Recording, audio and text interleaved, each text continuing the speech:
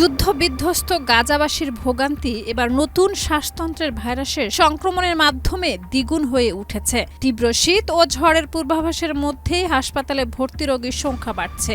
আল শিফা স্বাস্থ্য কমপ্লেক্সের পরিচালক জানিয়েছেন, আক্রান্তদের মধ্যে অধিকাংশই শিশু ও বয়স্ক। চিকিৎসকদের মতে নতুন ভাইরাসের উপসর্গ করোনার মতো, যা পুরো স্বাস্থ্য ব্যবস্থাকে ভেঙে দিতে পারে।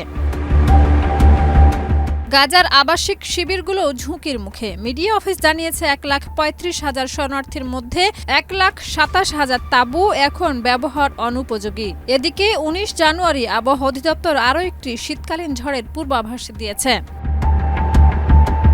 সাংবাদিকদের মতে যুদ্ধবিরতি ঘোষণার পর কেটে গেছে ১০০তম দিন। ১৬ জানুয়ারি দ্বিতীয় ধাপের ঘোষণা দেওয়া হয়েছে। যুক্তরাষ্ট্র নতুন একটি শান্তি পর্ষদ কমিটি গঠন করেছে, যা গাজার প্রশাসনিক ক্ষমতা গ্রহণকারী ফিলিস্তিনি টেকনোক্র্যাট কমিটির কার্যক্রম পর্যবেক্ষণ করবে। ফিলিস্তিনের স্বাধীনতাকামী সংগঠন ইতিমধ্যে প্রশাসনিক ক্ষমতা হস্তান্তরে সম্পূর্ণ প্রস্তুত বলে জানিয়েছে। তবে নিরস্ত্রীকরণ এবং আন্তর্জাতিক বাহিনী মোতায়েনের বিষয়ে ফিলিস্তিনি স্বাধীনতাকামী সংগঠন অনড়।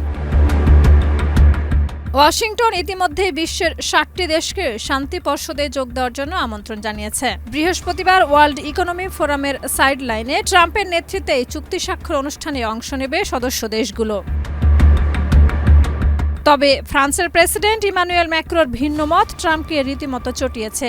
হুঁশিয়ারি দিয়ে ট্রাম্প বলেছেন, শান্তি পর্ষদে যোগ না দিলে ফ্রান্সের ওয়াইন ও শ্যাম্পেনের উপরে ২০০% পর্যন্ত শুল্ক আরোপ করা হবে। তিনি বলেন, ম্যাক্রো এই কথা বলেছেন, তাকে কেউ পছন্দ করে না, দ্রুতই তাকে দায়িত্ব ছাড়তে হবে।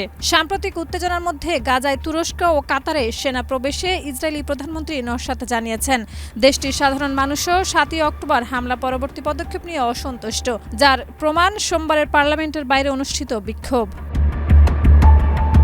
গাজাবাসীর জন্য শীত, ঝড় ও নতুন ভাইরাসের এই ত্রিমুখী সংকট, পাশাপাশি রাজনৈতিক অস্থিরতা, জীবনের নিরাপত্তা ও মৌলিক স্বাস্থ্যসেবাকে আরও সংকীর্ণ করে দিয়েছে।